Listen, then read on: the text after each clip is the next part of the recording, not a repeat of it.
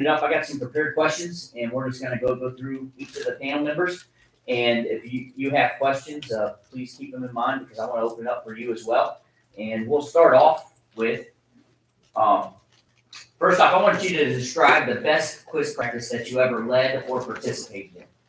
So I don't know who wants to start. We'll start there. Elena, you go, and then just go down the line and answer that, please. One of the best quiz practices I ever had as a quizzer was we would get together with my team in our house on Tuesday nights, and you would know Tuesday night was always the quiz practice night. And it wasn't always like quiz, as some people might think. We would take time to laugh, we would take time to tell jokes. Sometimes someone would mess up on a question and, have fun with that. There was one quiz practice where one of the questions came up and we ended up having this like almost 45-minute discussion about one of the verses and what it meant to us. And then, we'd wrap up quiz practice and go outside, play basketball or whatever was, we wanted to do at the time based on the weather. So, some of my best quiz practices ever. Probably one of the best quiz practices I participated in was after my quizzing career was over. This would be 2019. It was doctoring. I kind of surprised my team's quizzers, Autumn and Jed. I'd memorized about 180 verses or so of the material.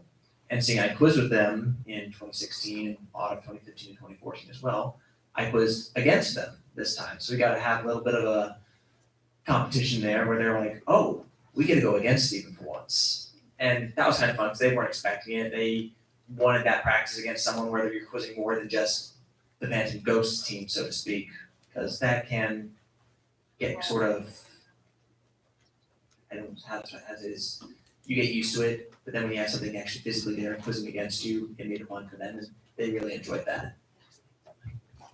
I think for me, one of my favorite practices was as a coach, and similar to you, I had learned the material as a quizzer. However, I had a little guy, and I say little, he was 14, but he was about half my height, who had a lot of attitude, and I felt like he needed humbled, and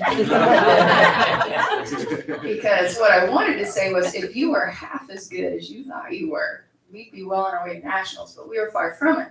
And so out of motivation for him to see his deficiencies as far as his knowledge went of the material, I who had not studied the material in over, I would say, 10 years at that point, I said, okay, buddy, you and me, one-on-one, and I sat down and I smoked his drawers and won that game. And I didn't say much, but he got the message that, somebody who had studied the material a long time ago could beat him. But I say that to say, I feel like the ones where you're really connecting with your quizzers individually, and maybe if you are a former quizzer, sharing from your experience, whether it be good experiences or bad, I think those moments of connection are very encouraging for you as a coach and motivating for the quizzers. Because I think sometimes, because you are their coach, you're the authority figure, there's a little bit of a disconnect there between you and them. And so I think if there's a way to get on their level, to have fun with them and teach them at the same time, affirm what they're doing right, address what they're doing wrong, I think that's ideal in any quiz practice scenario. I have quite a few that kind of came to mind. I think one of the most fun things that we did is we would have practices where we would do distraction quizzes, and our quizzers love these. We would have a quiz where we would allow other people to come in the room, and they were allowed to do anything they wanted to distract the quizzers. And so we had people yelling things to them, that yelling about their sports teams and saying things about them that weren't true, but the quizzers couldn't defend it and couldn't say anything back. And so I remember a lot of fun practices like that. And the purpose of it was because in a Bible quiz tournament, you never know when someone's just going to walk in the back door, talking loudly, not realizing that a quiz is going on. You never know when a baby's going to start randomly crying or a cell phone's going to go off. And so we wanted our quizzers to be prepared for that kind of thing. And so we would do these distraction quizzes, and they loved it. Well, they loved it and hated it. It was fun. They didn't like it at the time, but we had a lot of fun doing things like that. All right, next question. This is a very, very practical question. So I want you to describe your typical quiz practice. How long, what the agenda is, what's the structure of it, extra things. Do you do snacks? Do you not do snacks? Do you start with prayer? Do you end with prayer? Do you prayer in the middle? Chart work, just do actual quizzes. So if you could just kind of walk through your actual quiz practice or a typical quiz practice, and we'll start at the other end this time and go back.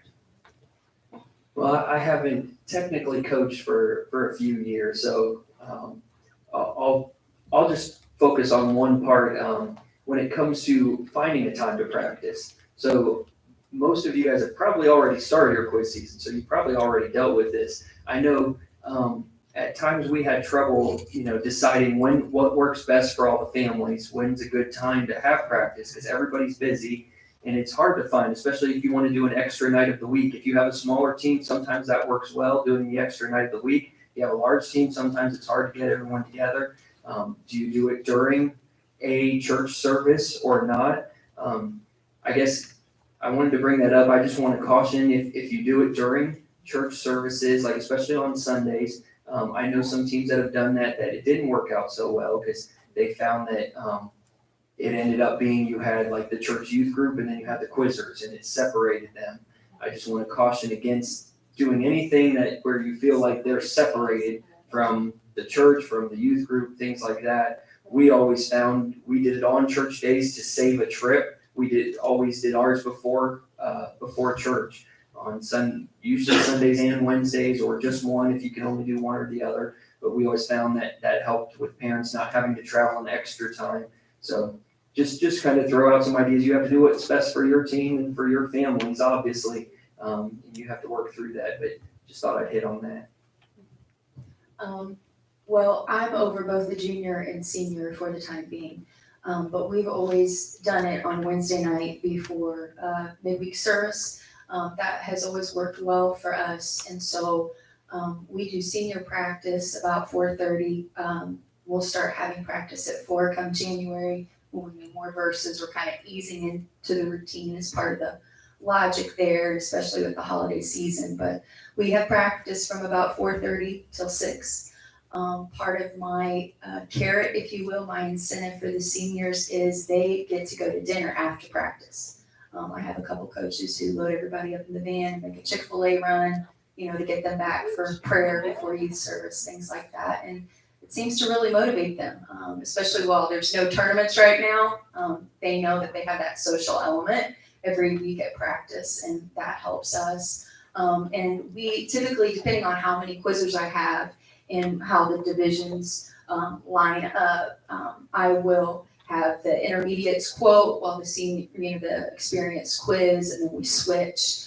I do try to throw them some curveballs every now and then that maybe they're going to quiz first, or they're going to quote first, or you know what, we're not going to quote this week. We're going to look for cross references together, things like that to keep life interesting, I guess. And then juniors is from 6 to 7:15. I have found that any more than an hour and a half, and at least the junior quizzers in Cincinnati are just done after about an hour and a half of practice. And so I try to just honor their limitations for their age and things like that.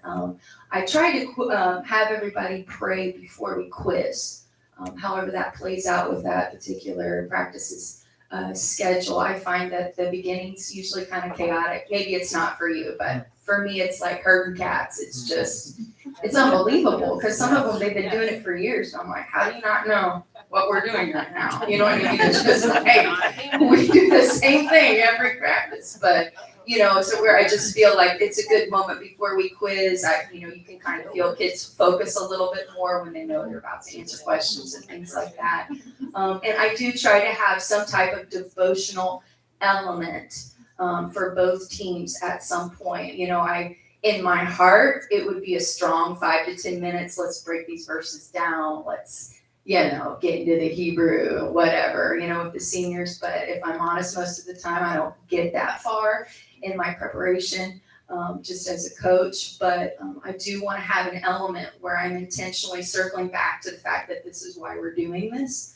And I appreciate the way the senior program kind of really forces you to focus on the meaning of the verses, because if you don't have that part mastered, you're not going to be able to answer Brother Faubert's questions. And that's a good incentive too, but that's a typical practice.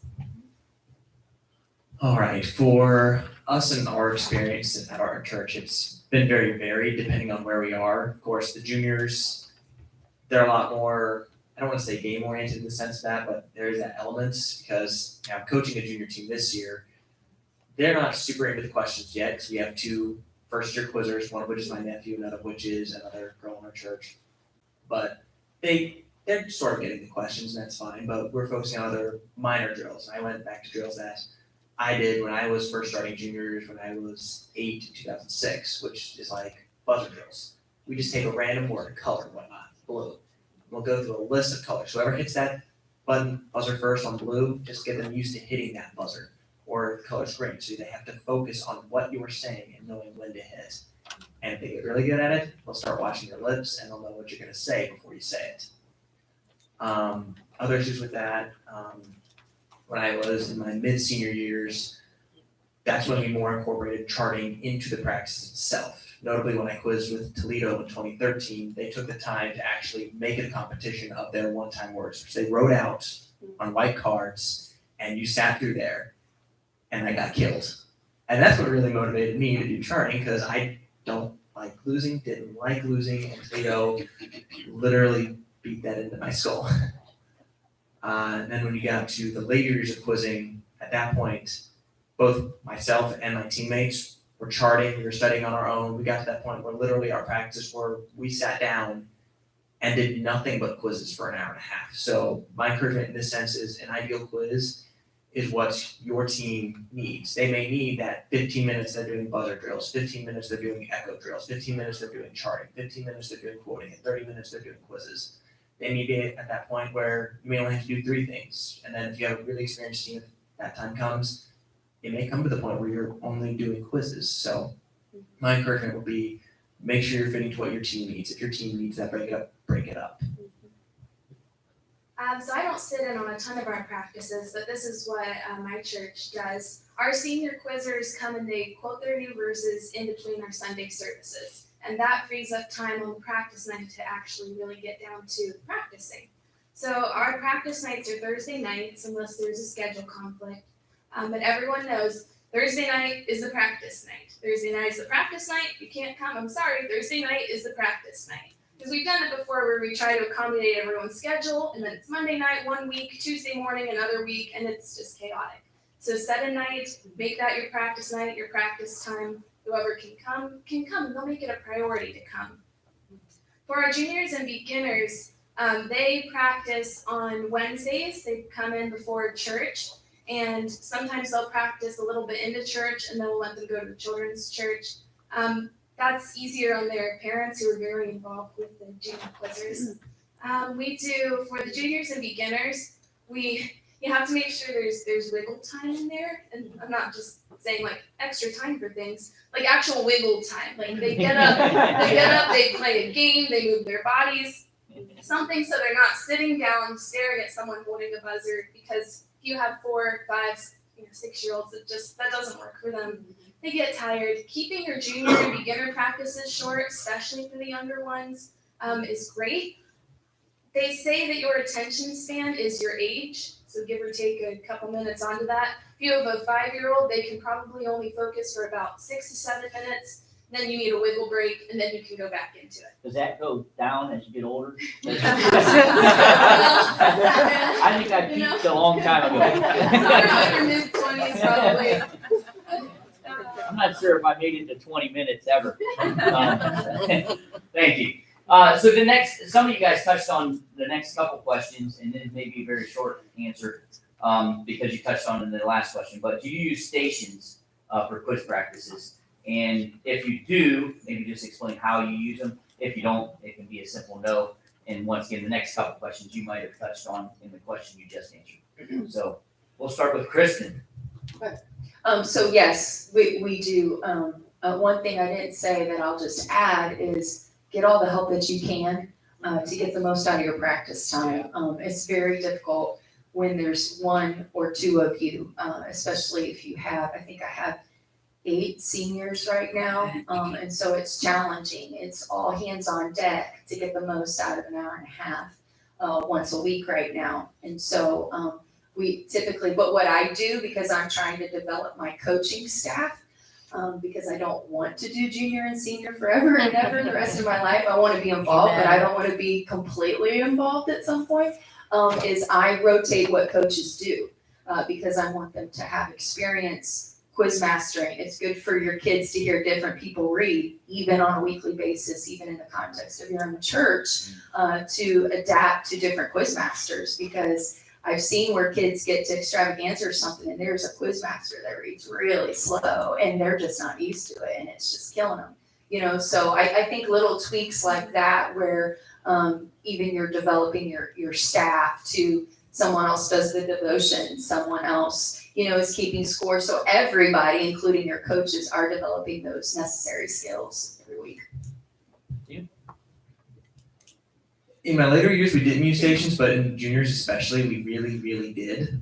Because we would take, I'm trying to think, it was 2008, Escalations, Pieces, Buildings, Cautions. We had the beginner coach that did, you memorized with this coach, and that's all you did in her session for 15, 20 minutes. You had another coach that you did your spot checks with, which was 10 random verses from your material, and that's how they assessed how well you knew your material. Another coach was, you went over some one-time words or something like that, something basic, or quotation completions. And then the final session was when you brought everyone together, and then you actually had quizzes themselves. And that was, I think, the biggest year we've had at our church in a long time. So we did use stations there, and it was very beneficial because it allowed everyone to, A, get that different thing that they're doing. Their attention span is now shifted. And it also didn't stress out the coaches because the coaches had to massively change everything because they were able to keep their focus a little bit more so than 10 to 11-year-olds, 8-year-olds.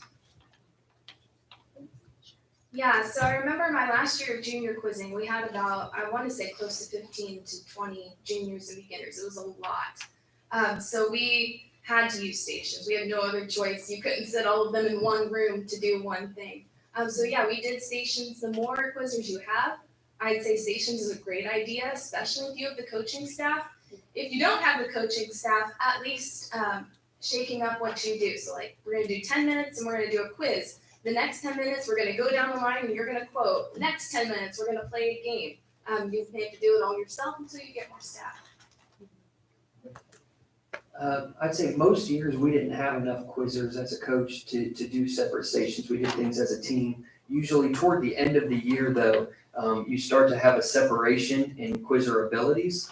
You have some quizzers that are way ahead and some quizzers that haven't been studying as much. And so a lot of times toward the end of the year, we would end up splitting them up. I learned that you don't want to hold your strong quizzers that have been doing all of their work, even if it's just 1 or 2 quizzers. You don't want to hold them back by, doing a quiz that's only over the first few chapters because that's what part of the team knows. And so once there was that separation, a lot of times we would split them up and we would take the quizzers that knew all their material, we would work on interrupting. If you don't know your material, you can't interrupt questions. Right. And so we would take the ones that knew their material, we'd work on interrupting with them and take them in a separate room. And the ones that didn't know their material as well, do something different, could be whatever, but that was usually when we ended up splitting them up. All right, and sort of jumped into my next one a little bit. And once again, some of you already touched on this. Do you do any review during your quiz practice time, or is quiz practice mainly running through quizzes? You guys have all kind of touched on these things, but if you got any comments on that, we'll just run down the list again, because I hear what you've got to say. So, Yeah, if you can avoid it, that's always good. If you don't have to just go through straight review, it's a better use of your time to be able to run through different kinds of drills and to have them hear questions. Those are things that they can't do at home on their own and get the same level of competition, the same benefit from them as when they're with people, when they're with a quiz master.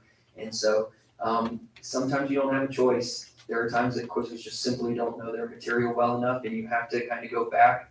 I try to use those as a motivating tool when we do have to do that. Say, if if you guys work really hard next week, we won't do this next week, we'll go back to quoting, or we'll go back to questions. But, yeah, I would try to use that as a motivating factor, but hopefully you don't have to do that a ton. I think it's a great way to change things up too. Last week, our scenario with my experienced team, I had them all quote together to the same coach. And they reviewed together because they're all in high school and they don't quote to anybody. So I felt like, based on their quizzing, that was the best benefit of their time, was not just to hear their new verses, but to hear some of the old ones to see where they stood on some of those. So. Yeah, I would generally be with both of those, because quoting to someone, be it a practice, be it somewhere else, your quizzers need to get, as I called it, audited on their verses. Because even in my last year, I would go quote verses, I would quote to my mom a week before the tournament, and I missed 20% of the verses. It's not necessarily a good thing, so I had to fix those 20% in a week. So I ended up getting to the point where I started doing that at the beginning of the month rather than a week before the tournament. But beyond that, again, measuring to your team and what they need. I know for our junior team right now, my nephew, he's in Proverbs 3. He doesn't necessarily need to memorize as much during practice itself. His teammate, however, I think is just at the end of Proverbs 1. So she really does need to memorize. So our goal is to always get 2-3 verses done with her every practice. And then same goal, my nephew can learn. We do have him learn just so Leah doesn't feel excluded, that she's being treated as an other essentially at that point. Yeah, there's a great tool on UPC Quiz. It's called the Spot Check tool. And you can set a parameter of verses and it will print off a sheet for you, about 10 random verses in that. That's a great way to, if you could tell your quizzers might be struggling, or maybe it's the week of a tournament and you want to make sure they know their stuff, running through the spot check with each of your quizzers is a great idea. All right, this next one, I'm gonna combine 2 questions here, but the first one is, how do you enforce or require memorization to certain levels? So for example, you must know X number of verses before a certain date. And then with that, I wanted to ask, do you have memorization requirements for major trips in your program? So we'll start this and go that way. Yeah, okay, so you're gonna know as a coach who doesn't know their stuff. So one of the things that actually my church has had to do over the last month or so is, if we can see a certain number of quizzers are struggling, we send them out into the lobby and they study their verses, because actually getting to practice with the questions is a privilege. And we want that to come across. You need to know your verses if you want to practice with the questions. So that's something that the coaches at my church have been doing, and those quizzers will go and study. Because if they don't want to put the time in throughout the week, they're going to have to study at practice instead of actually practice. And it has worked for a few of our quizzers. They've come and they've known their stuff better the next time. As far as qualifications for attending trips, there are a couple trips a year that my church lets anyone go. They let any quizzers go. Usually the trips at the beginning of the year, any quizzers in that division from our church can go. After that, for extravaganza, definitely for nationals, but there are qualifications. You have to know this amount of verses. You don't necessarily have to be crazy competitive and hitting in, but you at least have to know the material in order to go. For my experience, that I'm most speaking from the perspective of a quizzer, that was, the enforcement was the requirement itself of having to be able to quote a certain amount of verses, and it wasn't just that you had to have the gist of them. You had to have them word perfect. If you missed 2 instead of unto, that was a miss. Count miss the same as if you didn't know the verse at all. And 2006, my first year, Sister Anita Callahan enforced that by virtue of the spot check. If you wanted to go to extravaganza or nationals, you had to be quoting your verses at an 80% clip. That was a requirement. When I quizzed Toledo in 2013, they had a similar bit. Their standard was a bit higher. Extravaganza was a 90% clip, and state finals and nationals were a 100% clip. And their standard was, if you cannot start the verse in 5 seconds, you missed it. And of course, if you don't finish it in 30 seconds, you miss it. And if you misquote a word, you missed it. And that was the standard that you had to hold. So you had to know your verses ridiculous. Now, not every team has that. I don't necessarily recommend that standard per se as the ultimate standard, but I would say the 80% standard, especially for trips such as extravaganza and nationals, is probably a good benchmark to have. Yes, we have to qualify. Last year I really stepped away from it because of COVID. I was just thankful that kids were willing to do it with no guarantee of anything. And so I really backed off of that intentionally. However, it was great perspective for me to understand the value of qualification because that's how we normally operate. And so at the kickoff this year, I let everybody know we're reinstituting our high standards because if I'm gonna spend the church's money on you, you better know your verses. I mean, there's a real practical element here, right? Yeah. And, if you don't keep your standards high, then they're just gonna barely hit the mark, And I think there's value too in letting kids know, I expect this of you because you're capable of it, And so kids typically rise to the occasion, whatever it may be. But I think it's definitely necessary. Now in January and February, I'll be a little more lenient on the qualification process. I won't tell them that. I want them to be scared. I do. I want them to be adrenalized and I want them to feel very motivated. But especially with your newer quizzers who are figuring this out, I would definitely, if they qualify at a 79, please let them go to their first tournament. You can swing hard one way or the other. We're looking for some kind of balance. And I think consistency is the key for your program, that your quizzers know you're serious about it, and that they're motivated by it. I'll just be real quick since I'm not coaching right now. The only thing I'll say is our last few years coaching, our church came up with the requirement that overnight tournaments, they would help pay for like hotel rooms and stuff, but the quizzers had to qualify. And so they allowed, for the most part, quizzers could go to any tournament during the year, the state tournaments, but if the church was gonna help pay for it, that was part of the motivation. We need you to know at least a certain amount of your material. All right, great lead into the next question. How does your church handle financing quiz ministry? That's a great question. Go ahead. We're still trying to figure that out, actually, to be real honest. I'm supposed to give our pastor a budget, who is my husband, so that's interesting. But, I inherited the quiz program a few years ago when we lost my dad. He bankrolled our program, is what we found out. So nobody knew how much it costs to have a quiz program. So we're still in discovery.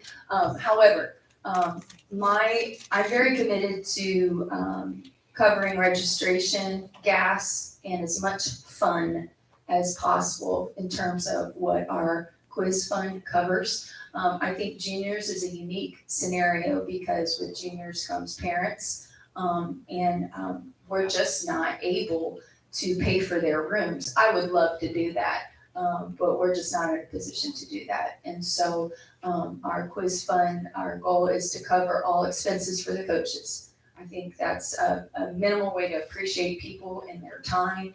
And so, we have coaches' rooms that are the chaperones for like our senior quizzers. So anything in addition to that falls on the responsibility of the families to do that.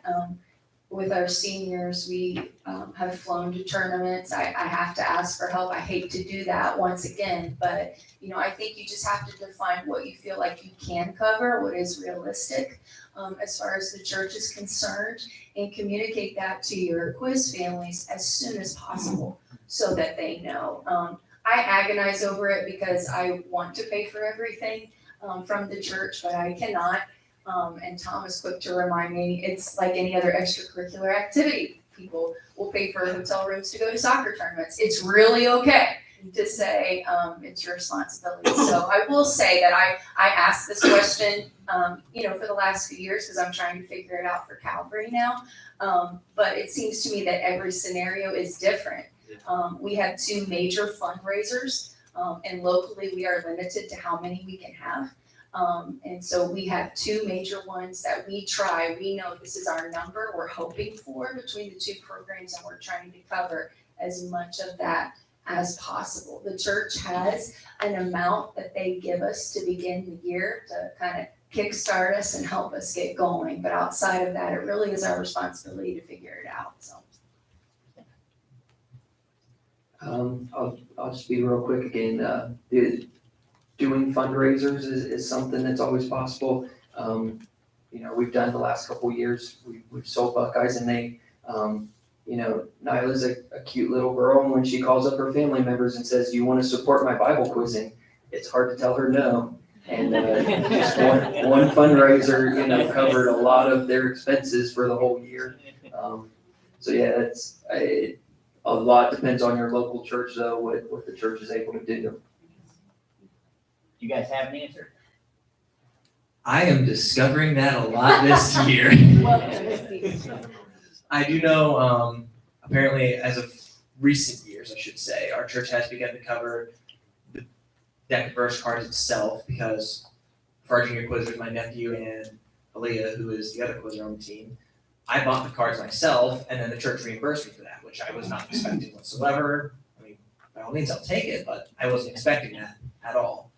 I think the Millers have mentioned me. The Millers have been coaching for a while for our church. That typically it is the church fund that does cover the registration for the tournaments itself. I don't think they cover hotels or anything like that, but again, a lot of this stuff I'm discovering this year and figuring all of this out on the fly.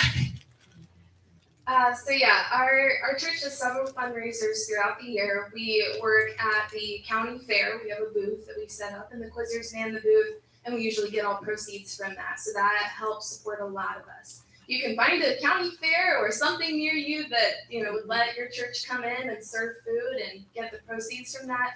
That's a great option. Krispy Kreme does fundraisers. We've done Poinsettia fundraisers. Last year we had almost all the funds covered, but our beginner team needed a little more so they could get like food and gas and do some fun things. So we stood them up in front of the church with offering plates and said, "Can you help our beginners get special?" And that's effective. I mean, if your church wants to do that, by all means, go for it. We do we cover registrations. We cover for one parent to go with a junior or beginner quizzer. If they're a senior quizzer, we don't pay for their parents. Their parents have to pay to come on overnight trips. We try as much as we can. Yeah, certainly take advantage of beginner cuteness. Yeah. That's the theme I got from that group up there. I've been in 4 different churches with quizzing ministries, and every one of them handles it different, is what I've learned. Some of them, basically, the church covers registration, and you're on your own for everything else. Others, as long as the quizzing ministry stays in the black, they don't care. They'll reimburse you for trips to Six Flags, but you better raise enough money to do it. So if you go to nationals and you're going to take the kids to Six Flags, they don't care, but you got to do it. And so it varies dramatically between churches and how they handle it. And I think everybody stumbles through this. That's why I wanted to ask the question. All the typical fundraisers that you do for everything else is a part of it. So thank you.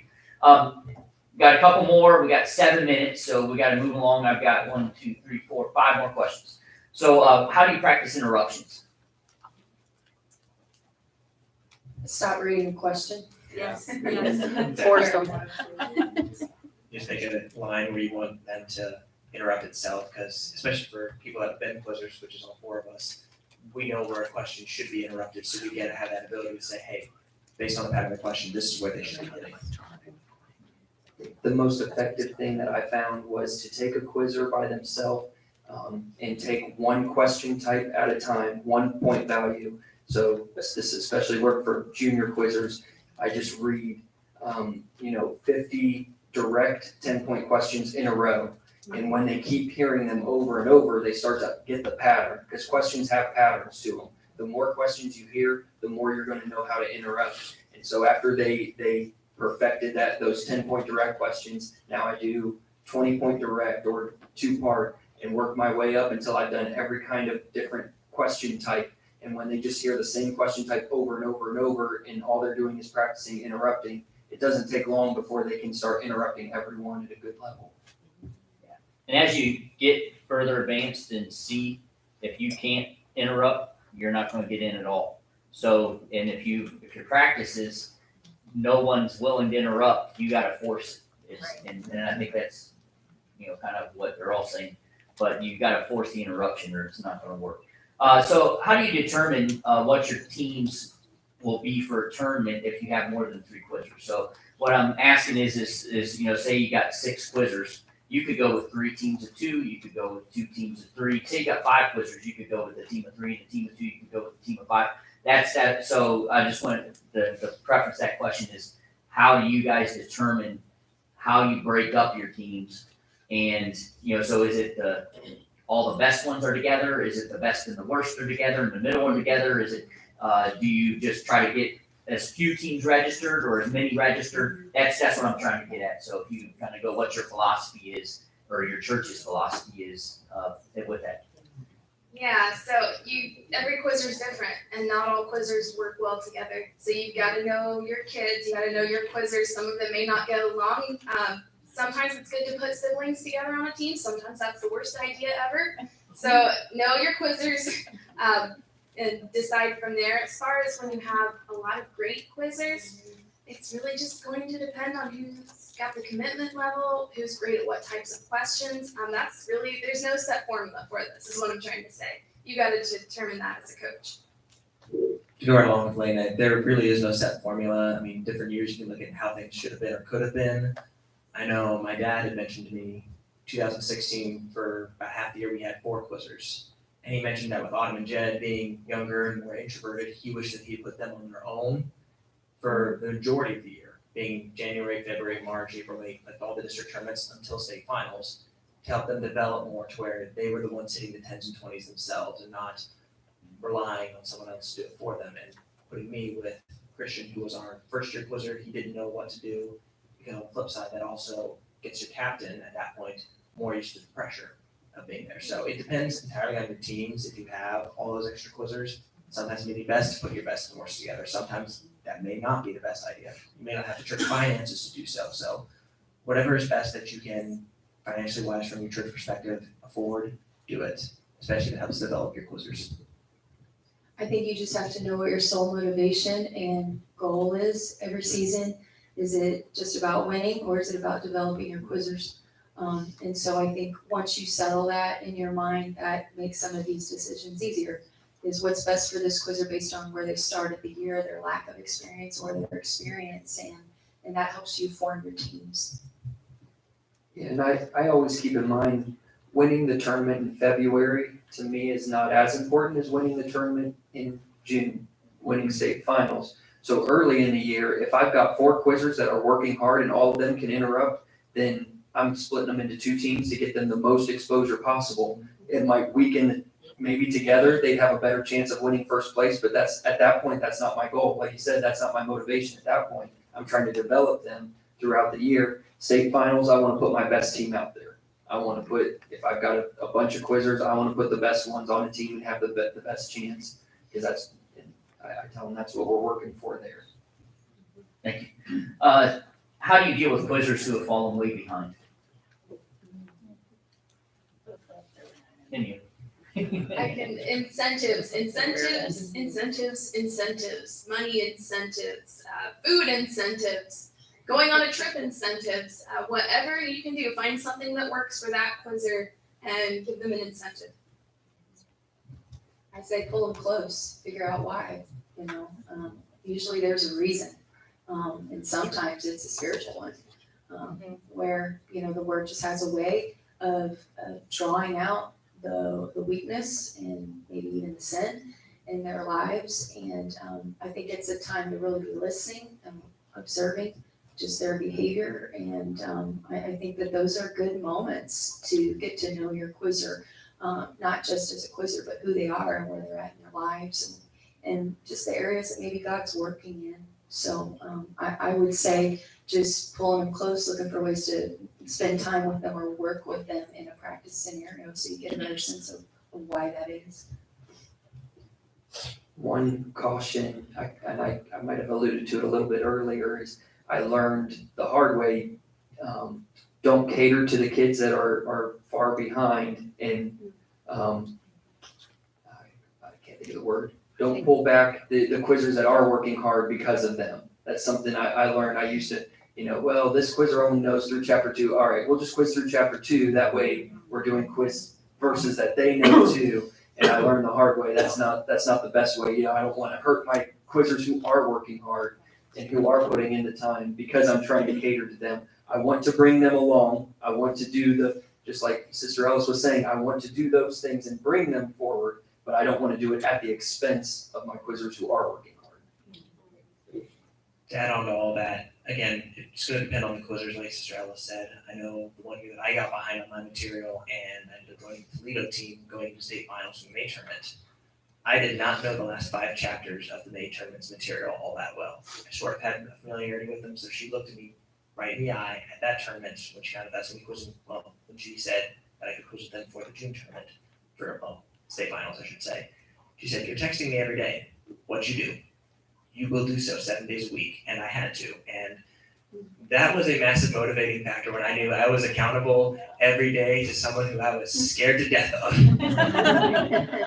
All right, 2 more quick questions. We're out of time, so be very brief. How do you conduct practice if all of your quizzes are at different points in their material?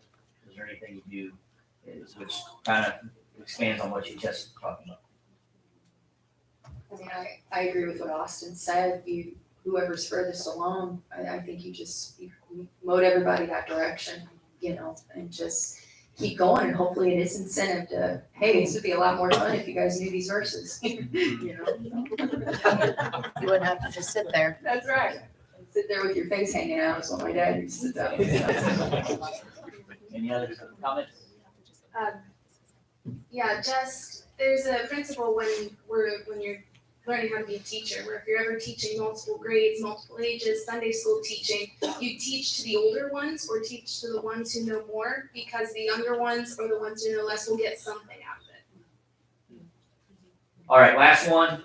Is there any resource or special thing that you really think is a key that you utilize, or the best resource you utilize as a coach?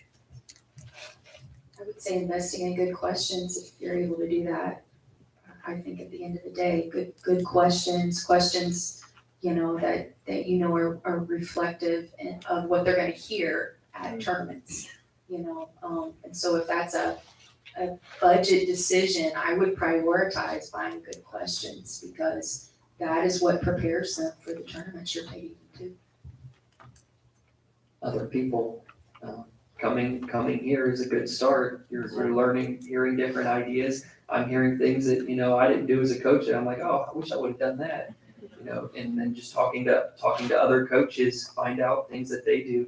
Like I said earlier, everyone here likes to share. We'll be happy. Those that have the experience are happy to help you out, happy to give you ideas. So utilize other people. I would agree with that. From my perspective, whereas I haven't gotten to ask as many questions, I got to sit under, I think, about 8 to 10 different coaches over my quiz career. So I got to learn a lot of different ways to handle things. So other people are definitely a very massive resource to use. Yeah, UPC Quiz, SeniorBibleQuizzing.com, the official social media pages for Bible quizzing. We have our own social media now for Senior Bible Quizzing, so make sure you check that out. We'll be posting lots of resources on there. Thank you, Elena, because she set it up, because I don't know how to do this.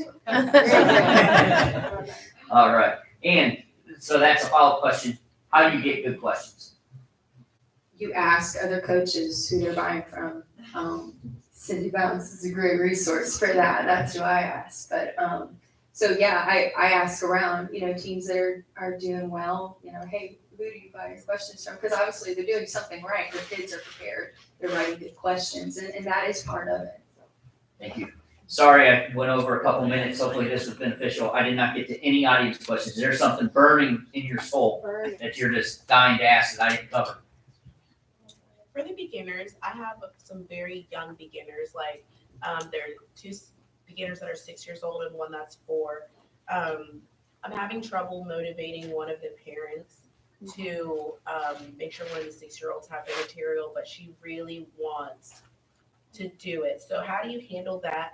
I hesitate telling the parent, like, I would like to say, here's the minimum, for her to come. However, there's a 4-year-old and she's in preschool, so Wow. it may not be a minimum for her. But so what would you guys do about that? Like, how do you motivate a parent of a little beginner? Bring them into practice. let them see, I've seen parents that come into a practice and they see where their kid's at, because their kid might tell them, yeah, I'm the best quizzer in the state, but when they go into a practice and they see, well, why aren't they hitting the buzzer like their teammates are? Well, they're not putting in the work, and you explain to them, here's, if you want them to get to that point, here's all they need to do, and you kind of help them and show them what they need to do. So when they see what's actually happening, no parent wants to watch their kid just sit there. Every parent wants to see their kid hitting the buzzer and be the best quizzer. So when they see it themselves. Yes. We have two 11-year-olds, one's a boy and one's a girl. They're very emotional. They're very hard on themselves. And when they don't do things perfect, they tend to cry. How do we handle that? I can answer this question. I went through my quiz career as a perfectionist. And so quizzing is a great program to help kids who struggle in that way. And my coach, who was my father, just made me buck up and figure it out. I can think of times where I maybe called a timeout or something to give me a moment, but you gotta keep pressing those kids. They have to learn to manage their emotions. They have to learn to manage their expectations of themselves. And so this is a perfect example of how Bible quizzing is such an effective ministry at developing kids, their leadership abilities, even focusing on their personal weaknesses. I would just encourage you to keep pushing them. Don't back off. Obviously, you've got to take that into consideration. I have some kids on my team who still cry when they're disappointed, and I understand that. I really do. However, I do understand now as an adult how important it is for them to have those experiences and keep growing, keep motivating them towards, it's okay, but we've got to learn how to deal with this. You've got to learn how to manage these things. You can do this, you know what I mean? And so what I'm trying to say is don't back off because they respond that way. This is just part of life. This is good practical experiences that they're having. Quizzing can help them. Let quizzing help them learn. So you're saying just move forward. Do they need a break? Or do we I think you can feel it out in the moment, but I think they need to know that you're gonna keep pushing them to say, we've got to overcome this. You are a great quizzer, and one of the ways you're gonna be a better quizzer is by learning how to manage these things. So be sensitive to it, but don't cater to it, is what I'm telling you. Because if my coaches had done that, I would have never gotten over it, and I literally wouldn't be sitting on the stage right now. Bible quizzing helped me in that way. How important are note cards? Because I know some of the kids don't want to write them down, but they're doing actually pretty good. But I think most of them most quizzers, I think, are teachers and stuff, they want them to use note cards. Anybody? You're talking about like the flashcards that have Yeah. verse on one side. Yeah.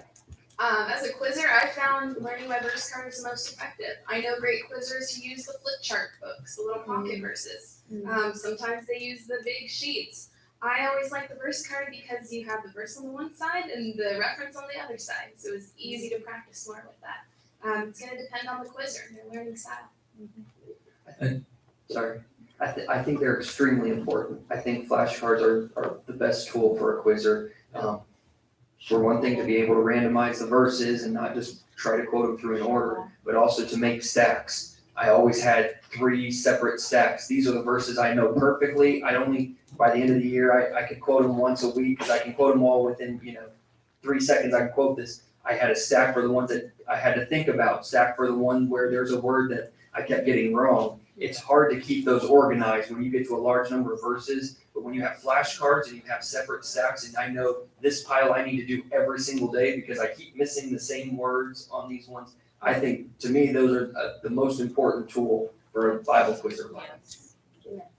Add on to that, the flashcards are really important to me too, because I had a habit my last 2 years.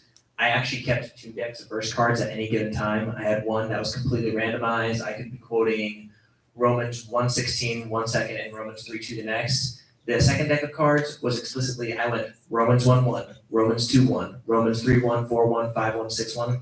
And that's more of a senior technique called cross-quoting, because there are various times that you will get a question that says, as found in verse 16, that's the interruption point right there. You need to be hitting there and just quoting through all your verse 16s. Something else we did, it was much more effective in junior and beginner quizzes. But we actually did baggies, Ziploc baggies, and we had even verses, odd verses, and everyday verses. So especially when you get to where they're quoting 300 verses, have an even, odd. So if it's an even day of the week, you use your even pack. If it's an odd day of the week, you use your odd day pack, and then you got your everyday pack. And if they miss a verse from one of the even or odds, it goes into the everyday. And when they get 5 days straight that they hit that verse, or roughly, I didn't keep a chart of it, but if I knew they got 5 days straight, I could put it into an even or an odd pack, and it breaks the amount of time that review takes as they go through their verses through the year. And eventually you want to get to where everything's in an even or an odd, and you got very few in the everyday stack. But it allows, if they're starting to slip on something, they can move it. So I think the verse cards are really important. As my kids have gotten older, they've gone away from verse cards more because they carry the pocket verse or they got phone. They're just different things that they do versus carrying bags of quizzing cards. But from a parent standpoint, junior and beginner, that was huge. And I think it's, in just speed wise, they can recognize a reference and shuffle them. It's extremely important that you mix them up. You don't do the same. So, any other burning questions? I know we're over time, so. So the coach who's never quizzed, two things specifically, any general advice would be fine as well, but how do you learn to chart and how do you learn to teach interrupting? Like practically. Well, I'm not the only one that never quizzed. They are all quizzers. I was never a quizzer, and have coached for quite a few years. So learn everything you can from others. I think one of them said that just as far as the best resource. And it is, kids play football. When they play football, the coaches would video other teams, and it was like do anything you can to get an advantage and keep others from knowing anything. Quizzing is so different from that. This is one of the things I love about it. You can have a great competitive quiz and go out to eat afterwards and sit and share ideas and practice. So I mean that's huge, and especially from someone who never quizzed, that's one of the best things for me is the willingness of other coaches to share ideas.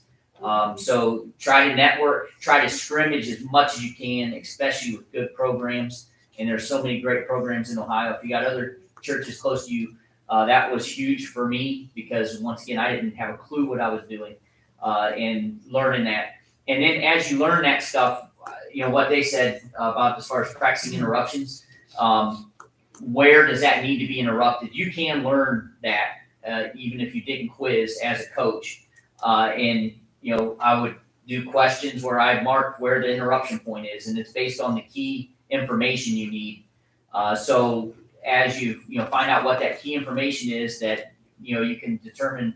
It's all in probability, and I know at this point I've got 80% of what I need or 90% of what I need. So you can figure out basically where you're at to try to find those interruption points. So through networking and letting other quiz coaches share with you their things, and then scrimmages and practices, and then just learning the material and learning that question and where that point of interruption is, so that you can teach them interruption. That's things I've done. Once again, you guys are all quizzers, but if you got other advice, I'm wide open.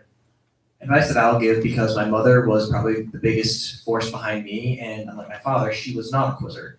So she went into this and had to learn everything on the fly on her own. For charting, she had observed, of course, on BQ Power stuff, they have 1-time words in blue, 2-time words in green, 3-time words now in red as of I think a year or two ago.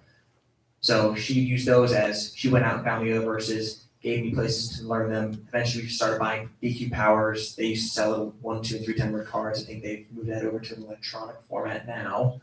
But when it came to interrupting questions, the questions have almost like a grammatical pattern. And my mother is very gifted with grammar, to say the least, so she was able to find that and be able to do that even though she had not quizzed, because there is a pattern, like in junior specifically, it was a 2-part question. And a what's your first question, the odds are a what will be your second question, especially if there's something like a preposition or a verb that follows it. So. Any other this is overtime, but I think this has been very valuable, so.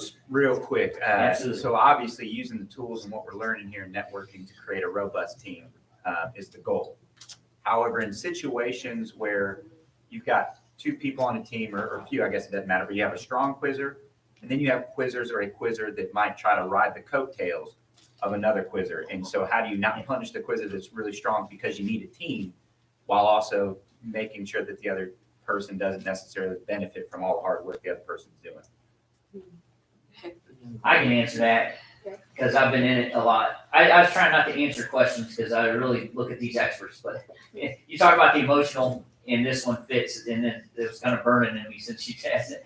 Our youngest son, and well, actually, I had years, every year, where, and one of them was my kid, unfortunately, was new his stuff, but the only quizzer, and then you get someone else that just sits so that you can have two.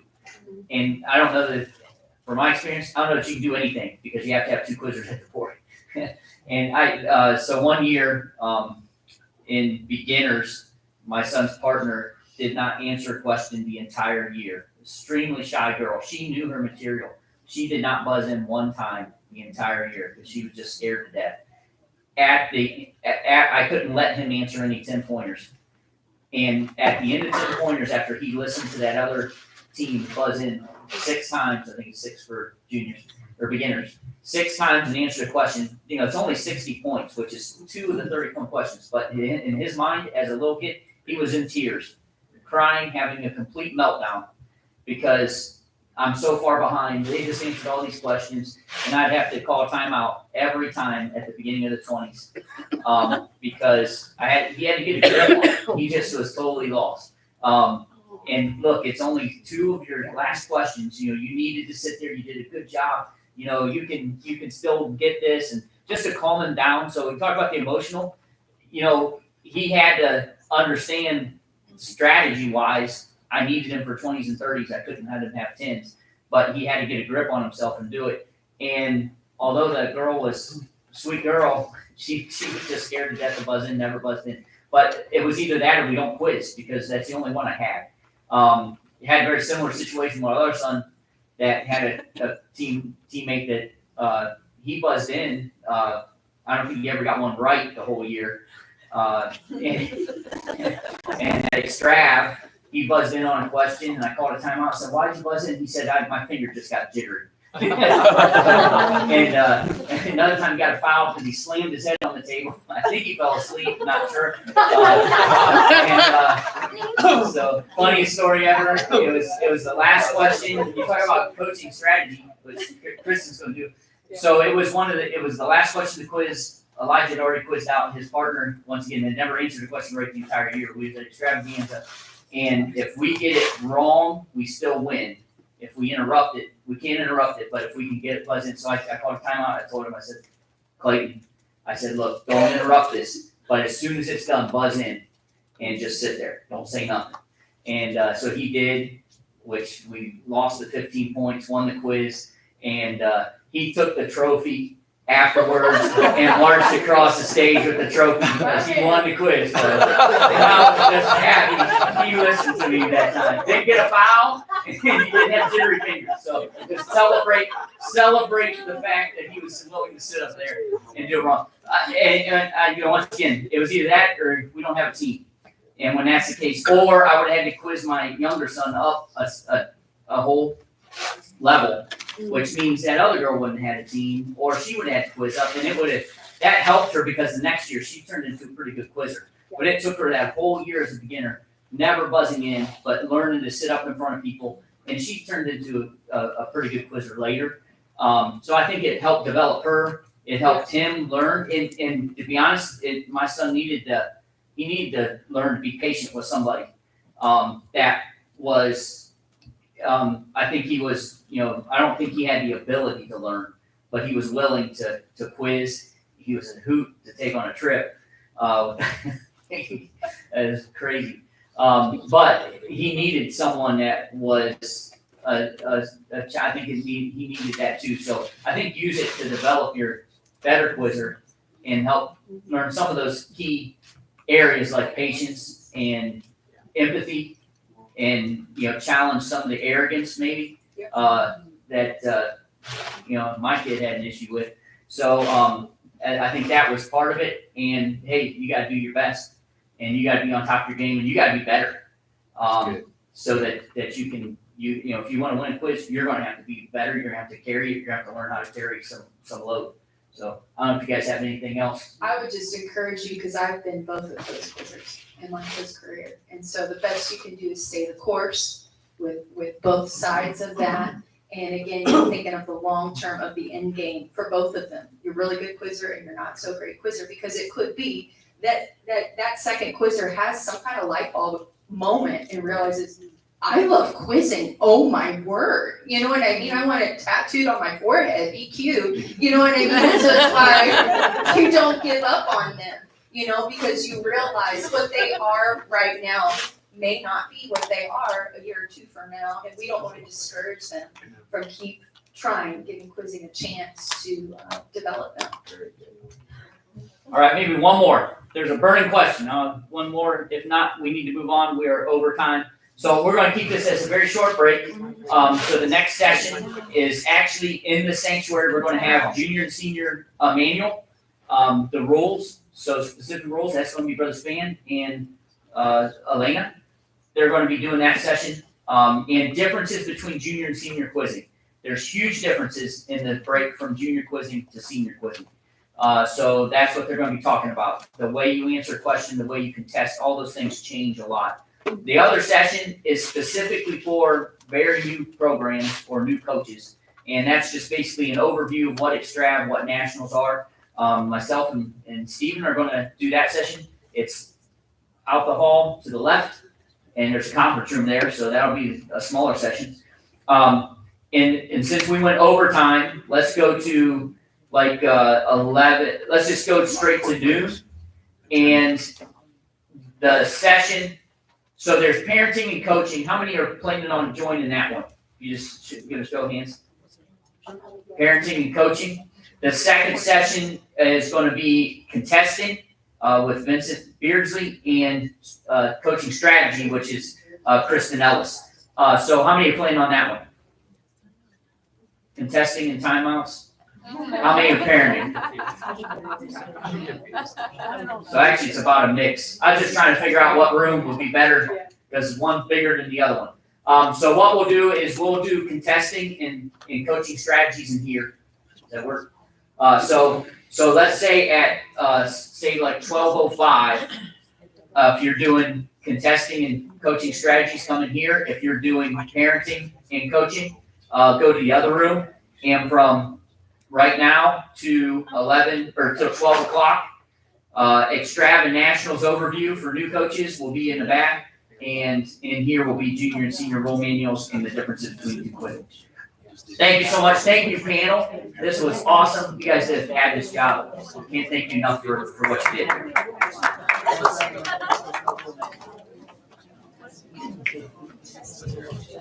I'm gonna